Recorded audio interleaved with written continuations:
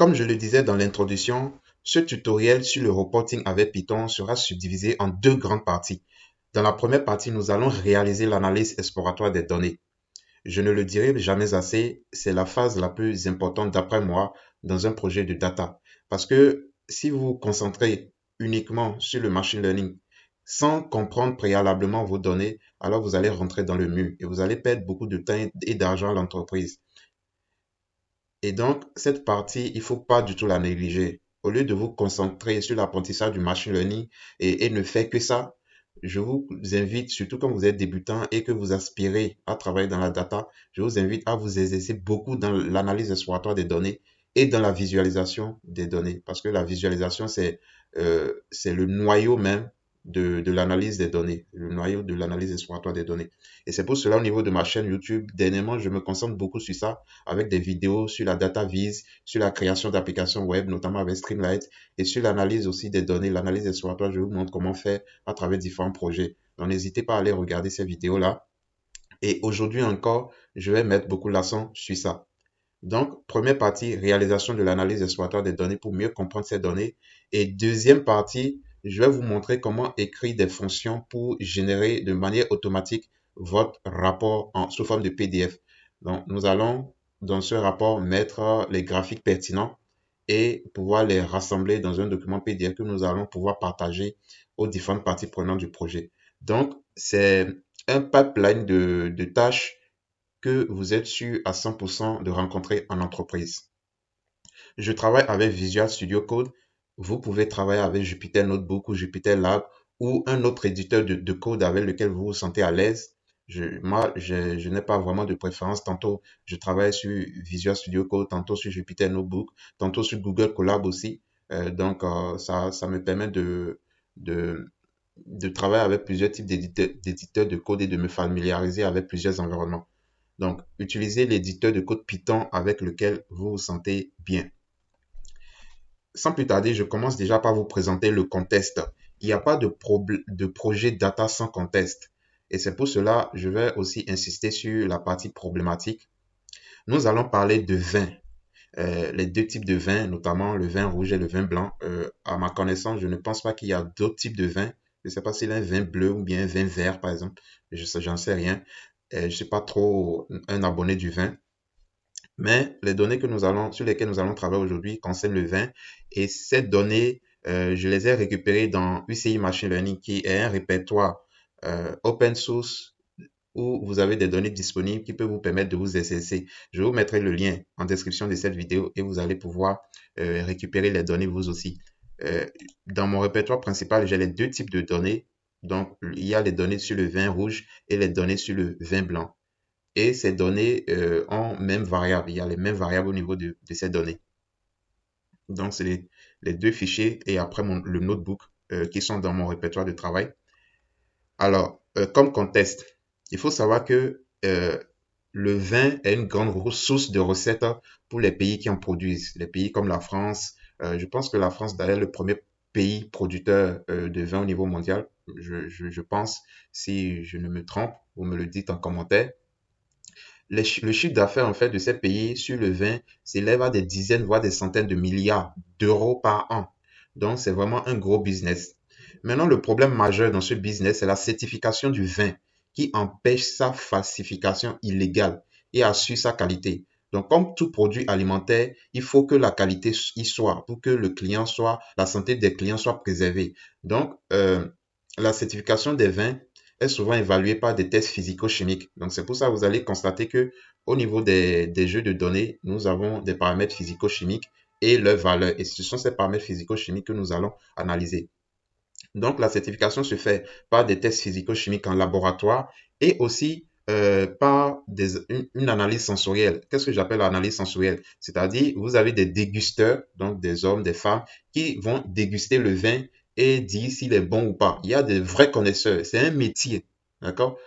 C'est un métier. Le métier de dégusteur de vin, c'est vraiment un métier et il faut être formé à cela. Il faut avoir le goût, quoi. Donc, mais moi, je pense que c'est une approche subjective.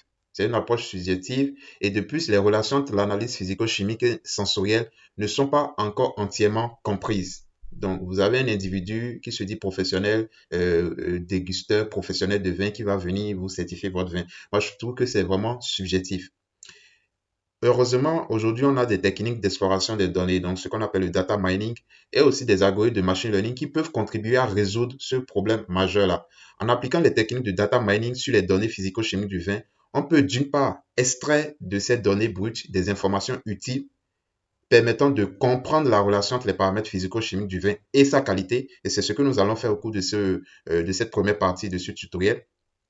Ainsi, certains paramètres pourront être mieux contrôlés lors du processus de production afin de garantir et d'améliorer la qualité du vin. Si vous arrivez à dégager dans les données une tendance sur les paramètres physico-chimiques et la qualité du vin, alors déjà au niveau de la production même du vin, on peut agir sur ces paramètres physico-chimiques pour améliorer ou bien pour garantir que la qualité du vin soit vraiment respecte les normes. Nous allons voir, il y a différents degrés de qualité de vin. Et justement, notre rôle sera de voir vraiment la relation entre cette variable qualité de vin et les paramètres physico-chimiques pour essayer de dégager une tendance, d'accord, une corrélation plus précisément. Et cela va permettre aux producteurs de vin de pouvoir agir en amont sur ces paramètres physico-chimiques au cours du procédé, d'accord? Quand on veut construire, quand on veut produire un aliment ou bien un produit, on ne le produit pas en masse en même temps. On fait un échantillon et on teste au laboratoire. Et lorsque la qualité est satisfaisante, maintenant, on fait une production en masse. Donc, en utilisant cette technique de data mining, les producteurs peuvent agir en amont sur les paramètres physico-chimiques et garantir maintenant une certaine qualité pour leur vin. Et d'autre part, grâce aux algorithmes de machine learning, on peut construire un modèle de prédiction même de la qualité du vin, ce qui sera étudié dans la phase de certification du vin. Un tel modèle peut être intégré dans un système d'aide à la décision qui va contribuer à la rapidité et à la qualité des performances de l'œnologue. L'œnologue, ce sont les dégusteurs de vin, ou bien les producteurs de vin, je pense. De plus, un tel système de prédiction peut également être utile pour la formation d'étudiants et de professionnels en œnologie ou à des fins purement marketing. D'accord? Donc, dire que, par exemple, vous êtes un producteur de vin, vous dites que vous avez un algorithme d'intelligence artificielle qui certifie que vous aurez toujours des vins de qualité. Ça peut être une publicité pour votre marque. Donc, dans ce tutoriel, dans cette première partie, je vais vous montrer comment utiliser les techniques d'exploration de données pour améliorer la qualité du vin et comprendre déjà les données physico-chimiques et contribuer au succès du business sur le vin. Donc, voici le contexte. J'espère que vous avez bien compris ce qu'on va faire. Et donc, sans plus tarder, voici les questions qui vont nous guider dans notre analyse exploratoire. D'abord, on va essayer de savoir s'il y a des tendances intéressantes qui existent entre les différentes variables physico-chimiques. D'abord. Après, quels facteurs ou combinaisons de facteurs affectent la qualité du vin rouge ou du vin blanc? Ce qui est intéressant ici, c'est que nous allons réaliser l'analyse exploratoire en utilisant les données sur le vin rouge et générer automatiquement le même reporting pour le vin blanc sans avoir à refaire toute la même analyse encore. Et c'est là que l'automatisation intervient. Et la dernière question qui va nous guider, c'est que nous allons essayer de savoir si les différents types de vins rouges et blancs ont différents paramètres qui affectent leur qualité. On va essayer de comprendre cela.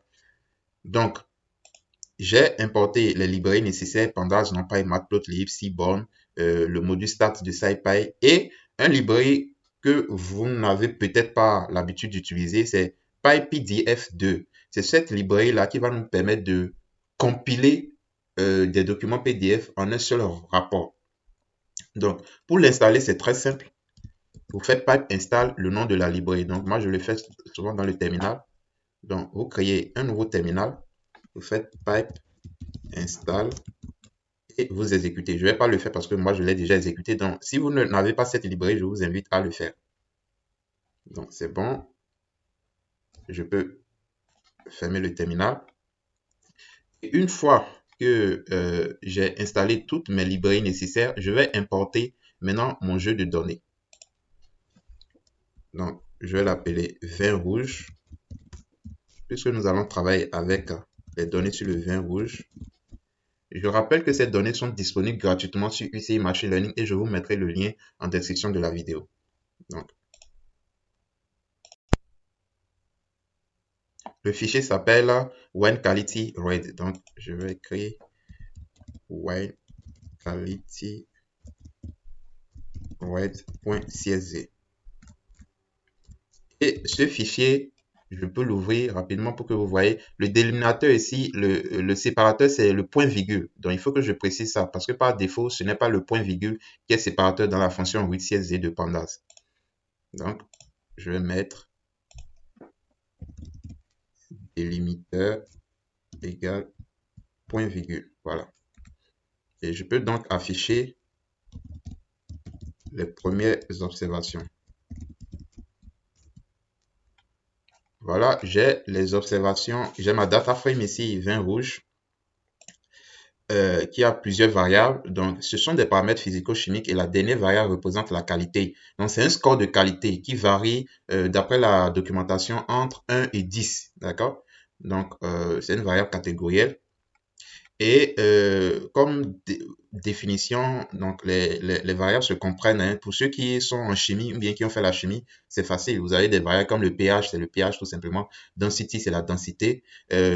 Fils acidité, c'est l'acidité fils. Vous avez l'acidité volatile. Vous avez l'acidité citrique. D'accord? Donc, il y a plusieurs types d'acidité. Ces paramètres, on les mesure au laboratoire. Vous avez le sucre résiduel. Vous avez les chlorures. Vous avez le dioxyde de soufre total, le dioxyde sulfureux libre, d'accord, le dioxyde de soufre total, la densité, le pH, les sulfates et le taux d'alcool, ok. Et pour chaque ligne représente un vin, d'accord, un échantillon de vin. Et la dernière colonne représente la qualité. Donc, par exemple, le premier vin, ce vin qui a pour acidité fils 7,4 et les autres paramètres, sa qualité c'est 5. Je vous ai dit que la qualité est variée entre 1 et 10, ou bien entre 0 et 10, d'après la documentation, et entre 0 et 10, et c'est en fait du plus mauvais à l'excellent, d'accord? Donc 10, c'est qualité excellente, 0, c'est vraiment c'est un vin mauvais, quoi, qu'il ne faut pas prendre. Donc voici présenter les données. La première chose quand vous avez votre jeu de données que vous pouvez faire, c'est de voir sa structure en faisant info. Donc ici, nous avons mis 599 observations et 12 colonnes. Et dans un cas de modélisation machine learning, par exemple, la variable qualité pourrait être la variable cible, en fait. Donc, c'est une variable catégorielle, étant donné qu'elle a un nombre fini de modalités, comme nous allons le voir. Donc, si je fais 20 rouge, par exemple, variable qualité, je fais unique. Vous avez ici 5, 6, 7, 4, 8, 3. Donc, pour ce vin-là, le vin rouge, et pour l'échantillon que nous avons, elle a ces modalités-là. Donc, c'est une variable catégorielle. Et première chose que nous pouvons faire, c'est le résumé statistique. Donc, je peux faire le résumé statistique. Attention, describe. Donc, j'ai le résumé statistique. Je vais faire la transposer pour que ça soit beaucoup plus visible. Donc, vous avez le résumé statistique. Donc, chaque variable avec des statistiques récapitulatives comme la moyenne, l'écart type, le minimum, le premier quartile, la médiane, le troisième quartile et le maximum. Donc, déjà, vous pouvez analyser ces paramètres statistiques-là. Ici, on a dit que la qualité du vin rouge varie entre 3 et 8, d'accord? Donc, c'est l'échantillon que nous avons à disposition, ok? Et nous voyons que nous pouvons tracer un diagramme à barre, ok?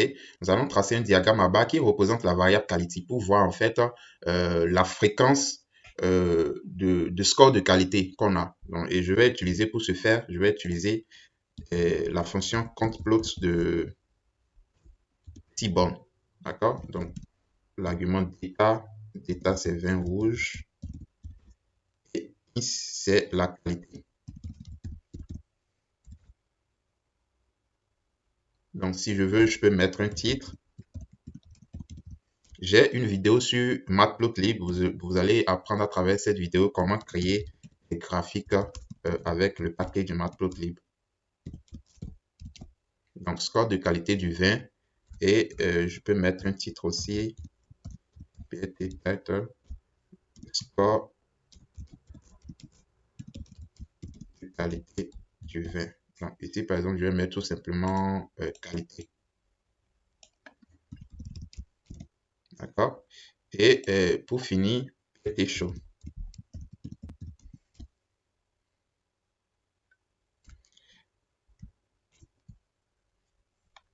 Voilà. Donc, ici, nous voyons que la qualité du vin rouge va de 3 à 8, d'accord? Et la plupart des vins rouges ont une qualité entre 5 et 6. Une qualité de 5-6. Donc, vous voyez, c'est les deux grandes barres que j'ai dans le diagramme à barre 5 et 6. Donc, l'échantillon que nous avons à disposition nous permet de dire que la plupart des vins rouges ont une qualité égale à 5 ou 6. Si vous voulez enregistrer au format PDF, il faut faire PLT Save Fig tout simplement et mettre un nom. Donc, je vais mettre par exemple Red Wine. D'accord? Red Wine Quality.pdf. OK? Donc, je peux mettre l'orientation pour que ça soit en paysage. Donc, orientation landscape. Donc, si vous voulez enregistrer au format PDF, puisque l'objectif ici, c'est d'enregistrer au format PDF les graphiques pertinents et après de les combiner en un seul document PDF qui sera le reporting en question. Donc, au lieu de mettre PLT show, je peux mettre PLT CFI comme ceci. Et si j'exécute, non seulement il va m'afficher le graphique dans mon notebook, mais il va me l'enregistrer au format PDF. Donc, si je viens dans mon répertoire de travail, je constate que le fichier Red One Quality.pdf a été créé. Donc, je peux le visualiser, ce PDF-là, directement dans Jupyter Notebook, ce qui est intéressant. Et je vois que le PDF, il est là. Donc, je reviens dans mon notebook et je continue mon analyse exploratoire des données. Je peux créer une matrice de corrélation, une matrice plutôt de graphique avec la fonction essence et plot de Seaborn. J'exécute et ça va me créer une matrice de graphique et en diagonale, j'ai les histogrammes des variables numériques. Et de part et d'autre de cette diagonale, j'aurai les nuages de points. Donc, la matrice, en fait, la matrice qui est créée avec la fonction pairPlot, c'est une figure qui donne les nuages de points de toutes les combinaisons possibles des paires de variables ainsi que leur histogramme. Et c'est ce que nous allons voir ensemble après l'exécution de cette cellule de code. Voilà, nous avons la matrice en question. OK? Donc, vous voyez que dans la diagonale de cette matrice, j'ai les histogrammes de mes variables. Et de part et d'autre de la diagonale, j'ai des scatter plots, donc des nuages de points. Ça me permet en un seul graphique, de pouvoir visualiser les corrélations, en tout cas de manière visuelle, les corrélations entre les différents types de variables. Et je peux faire déjà même des conclusions à ce niveau. Ce qu'on peut faire aussi avec ce code, c'est de discrétiser selon une variable catégorielle. Donc, je peux faire la discrétisation selon une variable catégorielle, par exemple la variable quality, pour voir ce que ça va changer. Donc, voici le résultat de la même matrice de graphique que nous avons réalisé précédemment, mais cette fois-ci avec une discrétisation selon la variable cible, qui est la variable quality, qui est une variable catégorielle. Donc, on peut faire des analyses beaucoup plus poussées en observant cette graphique. Mais ce qu'on remarque déjà, c'est que au niveau des histogrammes, regardez, au niveau des histogrammes, vous avez certains histogrammes qui présentent une distribution asymétrique. D'accord? C'est le cas, par exemple, de sulfate, de quoi encore, de total sulfure dioxyde, etc. Donc, vous avez quand même pas mal de distributions asymétriques. C'est le cas aussi du sucre résiduel. Il y a que, par exemple, le, la densité, et le pH. La densité et quelle variable? Donc, il y a le pH aussi, il y a la densité qui présente une distribution quasi asymétrique, et quasi symétrique plutôt. Il y a aussi, voilà. Donc, pourquoi s'intéresser aux distributions des variables? Parce que, en fait, la majorité, sinon une grande partie des algorithmes, que ce soit statistique ou machine learning, utilisent, en fait, sont conçus pour fonctionner avec des données qui ont une distribution normale ou pseudo-normale. D'accord? Donc, si vos données, vos variables ne présentent pas une distribution au moins pseudo-normale, ça peut être problématique pour le résultat de vos modèles. Pour s'en rendre compte des coefficients, des degrés d'asymétrie des variables, on peut calculer ce qu'on appelle le coefficient d'asymétrie, donc que les statisticiens connaissent bien, que vous pouvez calculer facilement en Python. Donc, je vais le calculer et, euh, comment dire, arranger les valeurs par ordre croissant, donc du plus petit au plus grand. Donc, plus la valeur est élevée, plus ça veut dire que la variable s'éloigne vraiment d'une distribution normale. Donc, nous avons les variables densité pH qui sont quasi normales, comme je l'ai dit. Et par contre, les autres variables, comme les chlorures, le sucre résiduel, sont très asymétriques. Et ça, comme je l'ai dit, ça peut être problématique dans le cadre d'une modélisation, par exemple. Ici, vu que nous nous intéressons pas à la partie modélisation, nous voulons seulement d'abord réaliser une analyse exploratoire des données. Je ne vais pas faire de transformation de données ici. Je ne vais pas faire des nettoyages de la transformation des données. Mais c'est quelque chose qu'il faut prendre en considération dans une phase de modélisation. Maintenant, autre graphique qui peut être intéressant à tracer, c'est le graphique qui montre le coefficient de corrélation de Pearson entre plusieurs variables. Ce coefficient de corrélation de Pearson, comment vous le calculez? C'est facile. Vous appliquez la méthode corps de Panda tout simplement et vous affiche la matrice de corrélation. Donc, la matrice de corrélation de Pearson, pour l'interpréter, c'est très simple. La valeur, c'est que plus ça se rapproche de -1, plus ça veut dire que les deux variables sont négativement corrélées, donc fortement négativement corrélées. Ça veut dire qu'elles sont fortement corrélées, mais dans le sens contraire.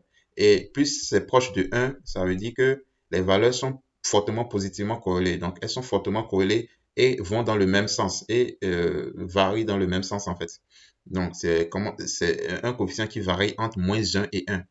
Donc, pour ceux qui sont intéressés vraiment par l'analyse statistique avec Python, j'ai mon livre Statistique et simulation avec Python qui est disponible sur Amazon, aussi disponible en PDF. Je vous mettrai les liens d'achat dans la description de la vidéo. Et j'ai aussi une formation gratuite au niveau de ma chaîne YouTube sur la statistique avec Python. Donc, vous pouvez aussi regarder cette formation totalement gratuite. Donc, je vais créer une matrice de corrélation, ce qu'on appelle un heatmap, en utilisant la fonction SNSHeatMap. Donc, je mets le code ici pour que ça soit beaucoup plus rapide. Donc, ici, j'ai utilisé tout simplement la fonction heatmap. Et l'argument que vous devez forcément mettre, qui n'est pas optionnel, c'est la matrice de corrélation. Donc, ici, j'ai mis vin rouge.core, donc ce que je vous ai montré précédemment. Si vous avez des variables qualitatives avec des valeurs chaîne de caractères, il faut seulement sélectionner vos variables numériques, sinon ça ne va pas marcher. Donc, vous pouvez aussi sauvegarder ce graphique-là. Donc, je ne vais pas le faire pour ne pas alourdir mon répertoire de travail, mais vous pouvez quand même le sauvegarder si vous voulez. Voilà ce que ça donne comme résultat. Vous avez un coefficient de corrélation de Pearson. Je peux agrandir pour que ça soit beaucoup mieux visible. Donc, PFP figure fix size égale, je mets par exemple 12, 12. D'accord? Donc, j'ai agrandi le graphique et là, c'est beaucoup plus présentable. On voit bien les valeurs. Donc, ici, le graphique, il est très bien fait parce que plus c'est rouge foncé, plus ces deux variables sont fortement négativement corrélées. Et plus c'est bleu foncé, plus ils sont fortement positivement corrélés. OK? Donc, je donne un exemple.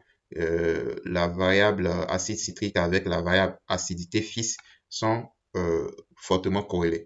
0,67. Et la variable pH avec acidité fils, par exemple, c'est moins 0,68. Donc, ils sont fortement corrélés, mais dans le sens contraire. OK? Voilà. Donc, en tant que chimiste, par exemple, data analyse dans un laboratoire ou bien dans une firme en pharmaceutique qui fait beaucoup d'analyse chimique au laboratoire, vous pouvez analyser vos données facilement avec Python et réaliser un reporting comme nous allons le voir maintenant. Moi aussi, j'ai fait de la chimie. J'ai fait de la chimie de l'eau. Ça a été d'ailleurs ma spécialité. Et je connais à peu près vraiment comment interpréter ce genre de paramètres. Mais c'est pas le rôle, c'est pas ce qu'on va faire dans cette vidéo. On va pas trop rentrer dans les commentaires, mais vous pouvez déjà commenter ce genre de graphique-là. Ce qu'on peut faire encore, c'est de tracer des box plots. on peut essayer de visualiser chaque variable quantitative en fonction de la variable cible, notre variable qualité du vin. On peut le faire à partir d'un boss plot. Et je vais créer une fonction qui va me permettre d'afficher tous les graphiques d'un seul coup et de même les sauvegarder. Donc, je vais créer cette fonction-là. Je la mets ici, je vous explique. En fait, c'est une fonction très simple.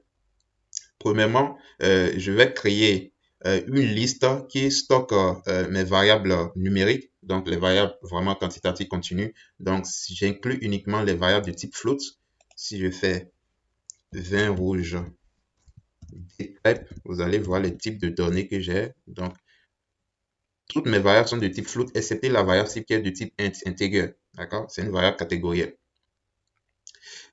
Donc, j'inclus uniquement ces variables-là. Donc, j'exclus la variable quality. Et maintenant, je vais faire une boucle for. Donc, pour chaque colonne, en tout cas pour chaque variable dans cette liste-là, je vais tracer le boss plot en mettant en abscisse la variable quality et en ordonnée la variable numérique là. J'ai pris le soin de calculer précédemment le coefficient de corrélation de Pearson et la p-value. Donc, si je... Ça, c'est avec le module SciPy que j'ai importé. Regardez ici. SciPy.stat, le module stat de SciPy ST. Donc, si je reviens ici, je vais faire un exemple tout simple. Si je fais ST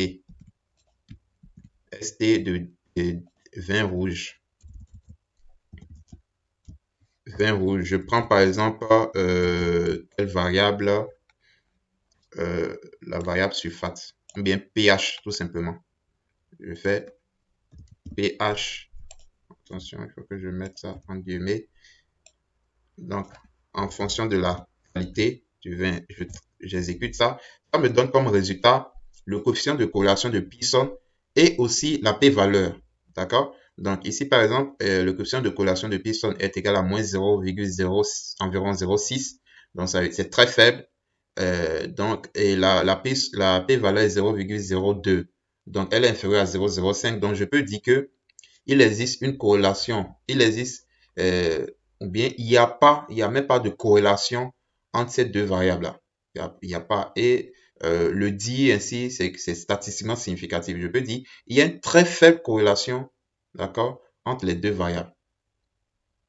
Il y a une très faible corrélation statistiquement significative entre les deux variables. Donc, c'est la p-valeur qui me donne ça. Donc, dans mes graphiques, je veux quand même introduire ces deux informations pour pouvoir en discuter avec mes collègues lors de la présentation de mon reporting. Donc, ici, c'est un tuple, donc je peux dispatcher les informations. Donc, pour le coefficient de corrélation de Pearson, c'est la première valeur, la p-valeur, c'est la deuxième valeur.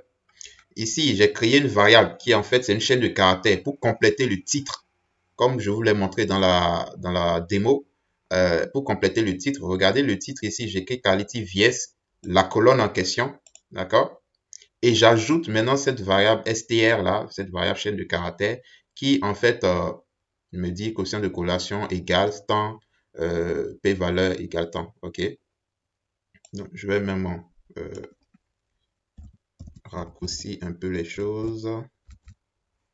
Quef, bien, je vais mettre quef de Pearson, d'accord?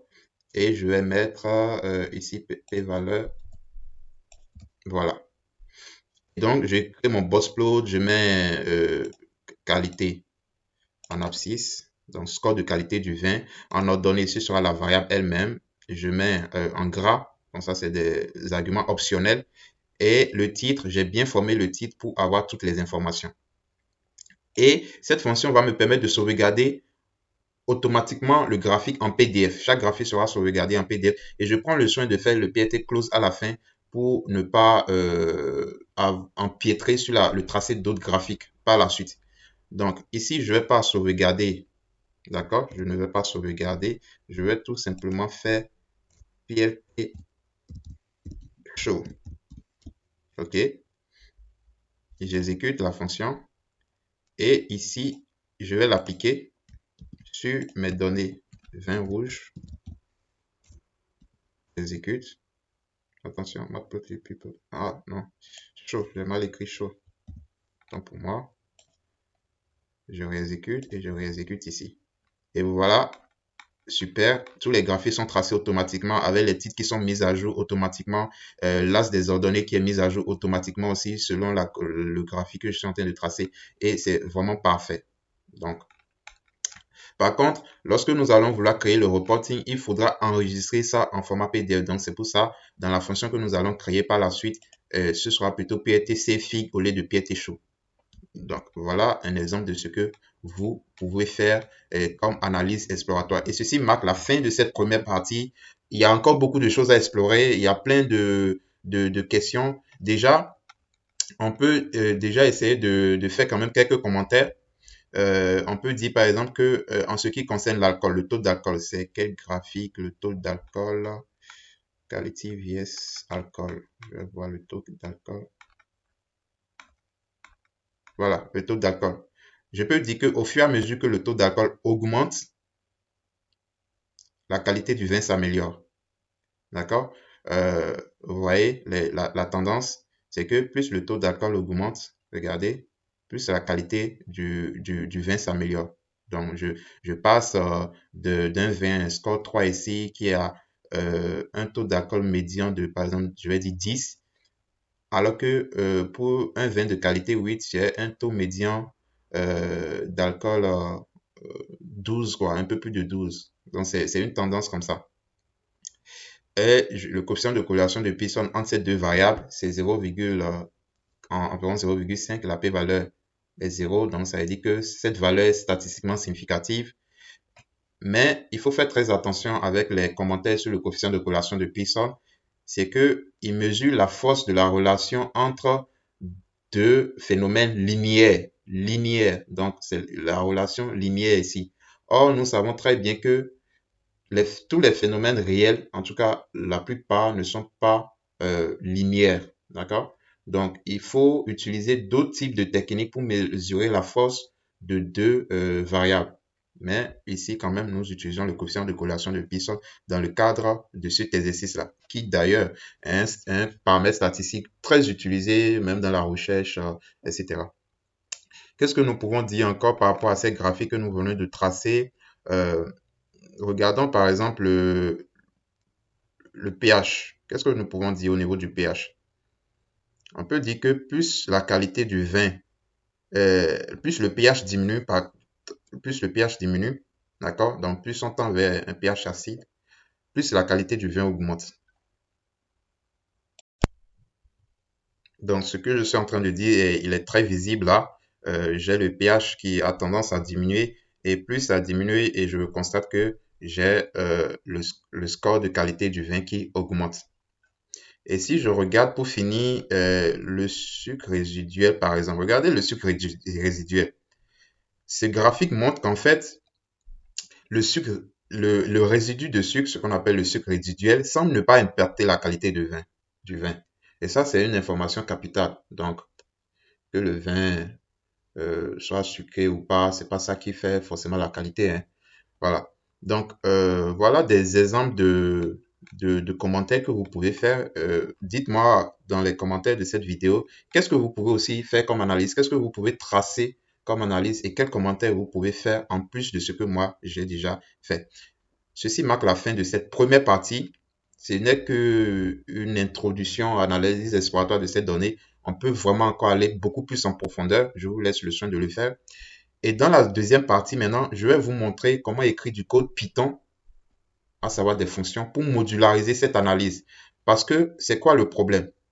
Supposons que ça, on l'a fait pour le vin rouge. Maintenant, si je veux le faire encore pour le vin blanc, est-ce que je vais encore revenir importer les données ici, refaire tout ça dans le notebook et je suppose assembler manuellement mes graphiques que je veux présenter? Non, ça prend du temps. Et non seulement je dois le faire pour le vin blanc, mais imaginez que ce type de reporting-là, vous devez le faire chaque mois, par exemple. Est-ce que vous allez revenir à chaque fois dans le notebook comme ça et refaire la même chose, sachant que euh, vous saviez que vos données arriveront dans la même structure, c'est-à-dire toutes les données que vous aurez auront toujours cette même structure-là. Donc, il n'y a pas lieu de revenir répéter chaque fois les choses dans le notebook, de créer d'autres notebooks pour faire encore d'autres analyses. Vous faites l'analyse une seule fois et vous automatisez l'analyse et la création de reporting directement. C'est ce que nous allons voir dans la deuxième partie de ce tutoriel-là.